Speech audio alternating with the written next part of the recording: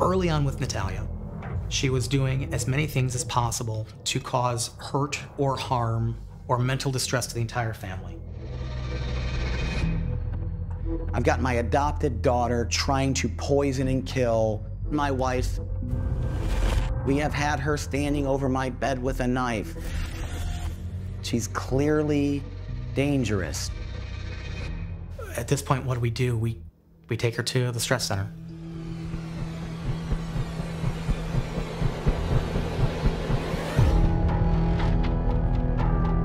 She's seen by a psychiatric doctor. And so at this point in time, we had already begun asking mental health professionals for help, trying to find guidance, trying to figure out the right medication. And all we're told at every turn is, nothing you can do about this. She is this. This doesn't go away. This doesn't change.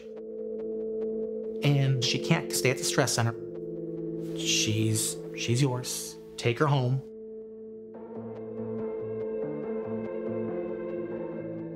but they did say, you can't let Natalije have free roam of the house anymore. You need to put a latch on the outside of her door. And anytime she needs food, bath, bathroom, whatever's needed, you need to escort her through the house. You cannot let her freely roam your home anymore. At this point, we haven't done anything as a family for a long time. We can't go to eat dinner together. We can't go to the grocery store together. We are always on guard for things. We don't do anything. So, it's my son's birthday. Ethan, my youngest son, loved cows. So for his birthday, we find a place in Indianapolis that lets you milk your own cow. It's called Traders Point Creamery. We get inside and they say, we have some release forms for you to sign. Out there where the cows are is an electric fence. And you have to say, you know there's an electric fence there, and if you touch it and you get harmed, that you're not gonna hold us liable. When they say that to us, Natalije's eyes lit up like a Christmas tree. Really? There's a scary fence out there and I have to sign this? Happily signs away. It's another quarter mile from that building to where the fence starts. Everything's fine. The moment we get within 10 feet of the fence, Natalije suddenly can't walk again. Before we went on a walk on the trail, my mom and Natalije sort of stayed back. So Christine decides, you're not gonna ruin Ethan's birthday. Michael, you take the boys, you go on ahead. I will stay back here and I'll handle this. Myself, my three sons, we keep going, we keep going, we keep going. We get about 40, 50 yards down and I start hearing screaming. I turn and look. Natalije and Christine are in a physical altercation. It looks like Natalije's trying to pull Christine.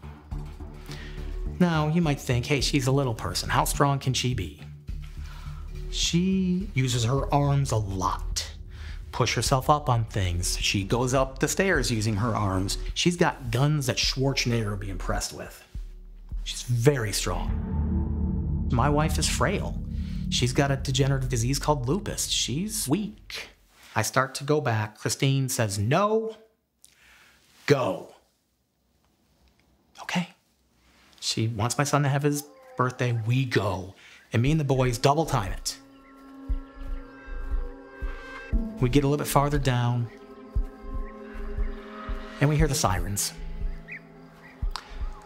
The second I heard the sirens, I thought Christine was dead. I think she's dead. And the police have arrived, ambulances have arrived, and we can see Christine is there. Christine's very angry, very upset. Natalije's over with the EMTs. And Natalije had been trying to pull Christine into the electric fence. She'd been screaming out loud. How am I with language in this interview? Am I allowed to use words? You fucking bitch, I'm gonna kill you. I'm going to kill you, you bitch, you're gonna die.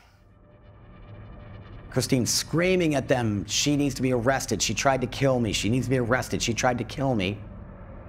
We wanted charges. We wanted her arrested. She admittedly, to their face, when they came to the 911 call, said, I'm trying to kill her. They made the distinction that their visual told them, hey, that's a little girl. She's not really trying to kill anybody. She's sick. We're gonna take her to the hospital instead. But they stated, we're not gonna press charges. She's gonna get a mental health evaluation. I think she was already in the ambulance by the time I'd come back.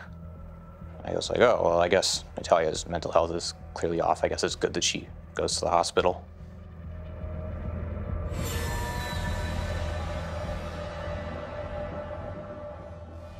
I felt a sense of relief, like it can be a little safer. Christine and I said, she has to go to a hospital long-term and get help. We didn't know how long. She can't come home until she's better. When Natalije was in the state mental hospital, she was under 24/7 observation and care of 90 doctors, nurses, orderlies, therapists, etc. While she's there, she admits openly and freely that, yeah, I'm trying to kill her. And by the way, I'm going to tell you doctors, and I'm going to write this in my journal, I'm going to kill the boys too. And here's specifically what I'm going to do to them. I am going to stab them with a knife while they sleep.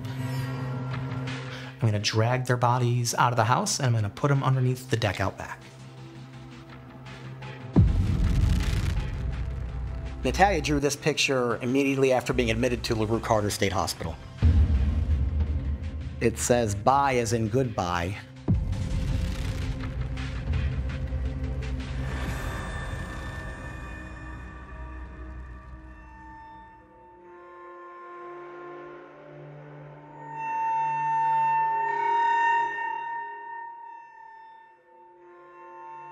She's not a kid, that's an adult. She was aggressive, she was very manipulative, she could be sneaky at times. They acted like she couldn't speak English, but then she would talk to us in English, like when nobody was around. I remember she used to fight with the staff. We gave her an injection, her backside, obviously, and she was fighting. So one of the first things you notice is she does have pubic hair. She was all adult. I mean, the clothing, the talk. I remember seeing how mature she was and how busty she was. Her clothing became very revealing of her body, you know, her breast. She talked about sex a lot. She was on the table, and there were a bunch of male patients there, and she was talking to them about being a boyfriend. After a couple weeks, we get a phone call from them. You got to come get her. Why? Well, they try to be really delicate with it. Natalije was propositioning the men. What are you talking about?